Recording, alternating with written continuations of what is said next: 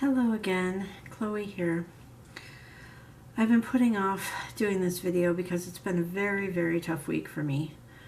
As some of my Facebook friends know, I'm going to try not to say so much, sorry. I always do that. Monday night I was on Facebook and somebody had posted, somebody I didn't know, posted something on a friend of mine's page that ended up on my page. You all know how that works. And it said something about the fact that her aunt Sandy had passed away and to enjoy the sky, and I wasn't sure if she was talking about my dear friend Sandy, who lives in Jacksonville, Florida. So I messaged the person back. I commented on the post and I said, am I reading this right? Did she really pass away? And I got a response back that yes, my friend really did pass away. I'm not sure if this is even on my face correctly. That's probably better. Sorry if it was off center. So I spent about 45 minutes bawling my eyes out. Sandy was very special to me. She and I had met over 20 years ago on AOL, if you can imagine that. I never had the opportunity to meet her face to face because, as I said, she lived in Jacksonville, Florida, and I live in the Twin Cities of Minnesota, and neither one of us had the means to travel to the other person's state to meet face to face. Now, there were a couple times that we were able to connect through Skype, and that really was very special to me. So in a way, I guess we did kind of meet face to face. She had told me a story earlier last year in 2018 that I knew that she had many medical issues, including diabetes. I think she may have had something wrong with her heart. And she told me that the year prior, December of 2017, I think she said, that she had been rushed to the hospital and she had actually died. I think she was in surgery or something, and she actually died, and they were able to bring her back. But it's obvious to me that that did not happen this time, because all over her Facebook page, her friends, her family have been posting condolences on her page, saying that, you know, the Lord has gained another angel in heaven. And I will admit that she was absolutely in love with the Lord. She was very devout, and I have no doubt in my mind that she passed through the gates of heaven before everybody else, because she was so in love with the Lord. It saddens me deeply that she's gone. I'm still trying to come to grips with it. And so I apologize that this isn't an upbeat video for you, but I just wanted to talk about my friendship with her and another very special person to me.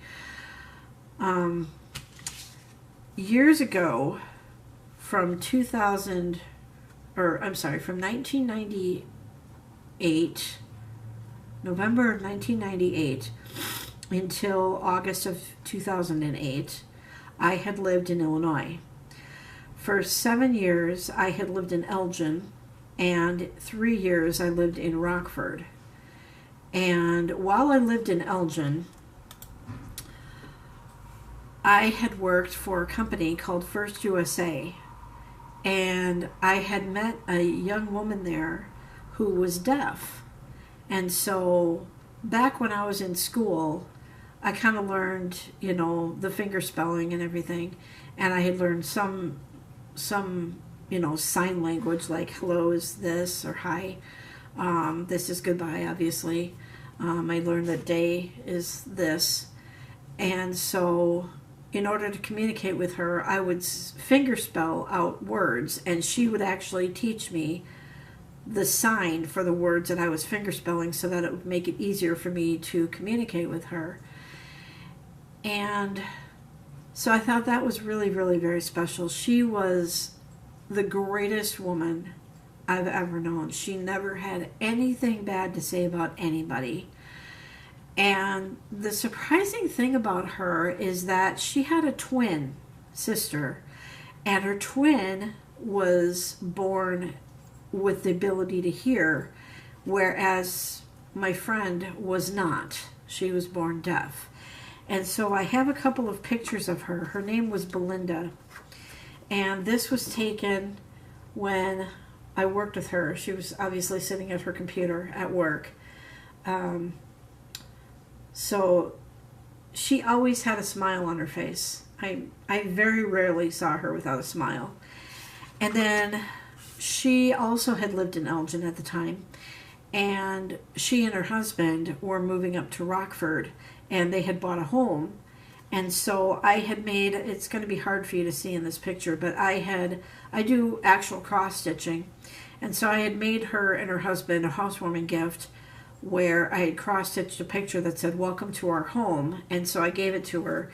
And here she is holding up that picture that says, "Welcome to our home." And again, this was at work.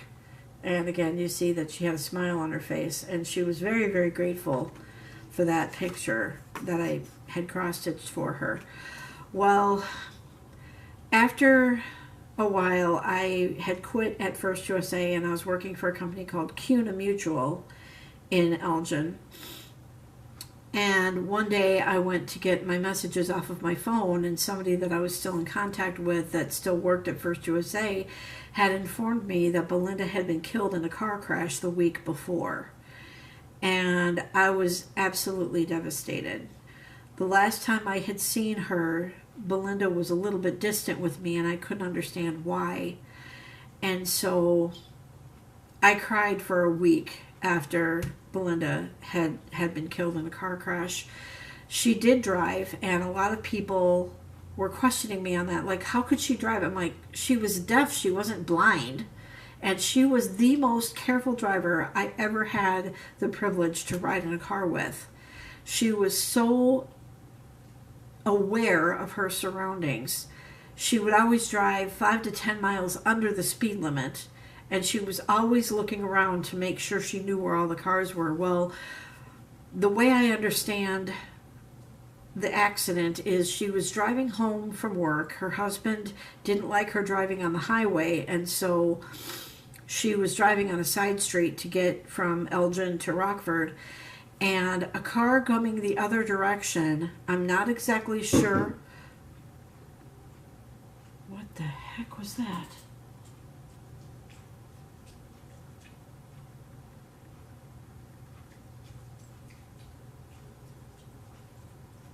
Sorry, I thought I heard a knock.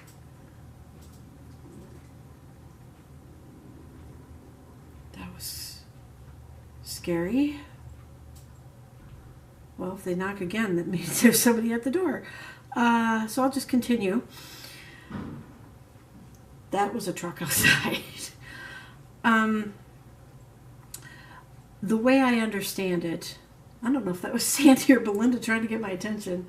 The way I understand it with the accident is there was a girl coming from the opposite direction, and I don't know if the girl had dropped something in her car and reached down to pick it up, if she lost control of the car, if she was futzing with her radio, I don't know, but somehow the car coming the opposite direction went down into the median, and according to the newspaper article, there was the cars just kind of whacked each other. So I presume that Belinda did not have time to react because it probably happened really fast, and she hit Belinda's car, and both cars turned over, spun over, flipped, did the flip thing about 7 times. Both cars landed on the roof of their cars,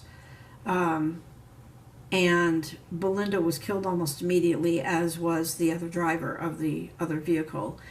Belinda was only, I believe, 31 or in her early 30s, and she was the same age as I was. So this was around 20 years ago. And it just, No, it couldn't. Was it 20 years ago? It couldn't have been. Maybe it was. Yeah, I think it was around 20 years ago. And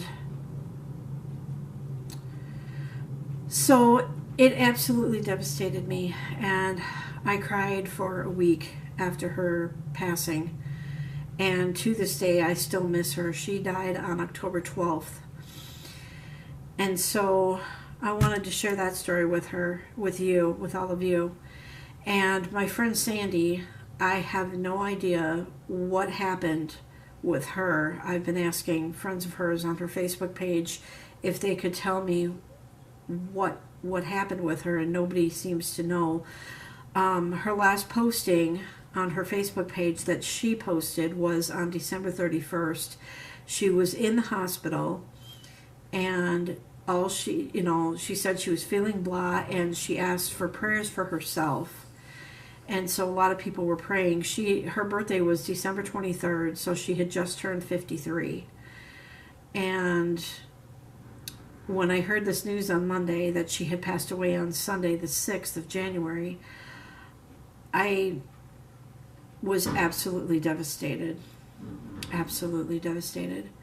I'm still coming to grips with it. I still feel like I should be able to message her and she'll message me back eventually, but obviously that's not going to happen.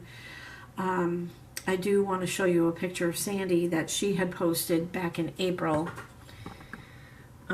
It's on my computer. That's her.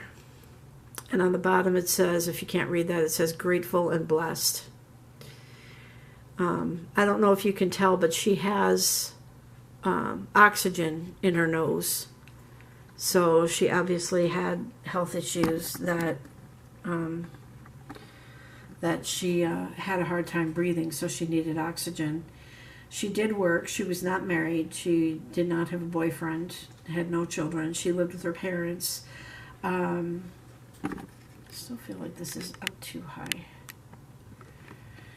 And she had cats, she had dogs, and so the loss is still very fresh to me. And so I just wanted to let you guys know that I haven't been posting for a while, and for that I apologize. Hopefully in the summer I can do some more videos that are more explore videos outside of my apartment. I tend to hibernate in the winter. The other thing that I wanted to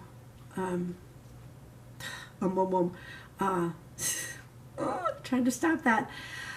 Yesterday, January 10th, there was some great news in this country where there was a girl that was kidnapped. Her parents were murdered, and she was kidnapped in Wisconsin, in Barron County, Wisconsin. She was only 13 years old. Her name was Jamie Kloss, and yesterday she was able to escape her abductor. So today she is going to be reunited with the remainder of her family, her grandparents, or, well, at least a grandfather. She has aunts, uncles. All of them have been pleading for her safe return, and she is being reunited with her family. And she still has a lot to deal with, the murder of her parents. She was in the house when it happened, and then she was abducted by this 21-year-old maniac. The authorities have said that the abductor did not know her parents, so that Jamie was the target. Now, I'm not sure exactly how he came to find her, because she was actually found in Douglas County, Wisconsin, which is way up by Duluth, and Barron County is more down here towards the Twin Cities. My guess is that perhaps she had friended him on Facebook or social media somehow, and he came to her house and abducted her that way. She was held against her will. She was kidnapped against her will. And so the next few days, weeks, whatever, we should be hearing more solid facts on this case, but thankfully she was found alive. She escaped her abductor. She ran up to a lady who was walking her dog. The lady walked her to a neighbor's house, and they called 911, and the authorities came within like 11 minutes or something like that, or 4 minutes, something. And they were able to reunite, get her to the hospital, have her checked out. She stayed overnight. And thankfully she's alive, but she still has a lot to deal with. So there's some good news in the world. So I just wanted to let you guys know that I've been quite down lately. Again, like all YouTubers say, please subscribe to my channel. Please turn on post notifications so you know when I upload a new video. Please like my videos, share them. Follow me on Twitter at Chloe.lb40, and please pray for Sandy's family, especially her parents, her cousins, her aunts, her uncles, nieces, nephews. No, she couldn't have any nieces or nephews, I don't think, because I thought she was an only child, but the one said it was her aunt that passed away. I thought she was an only child. I'll have to look into that. Maybe she did have a sibling. Maybe she had a brother. I don't remember. But anyway, I hope you're having a better day than I, and a better week than I did. So I hope you have a sunny day, and we'll see you on the next one.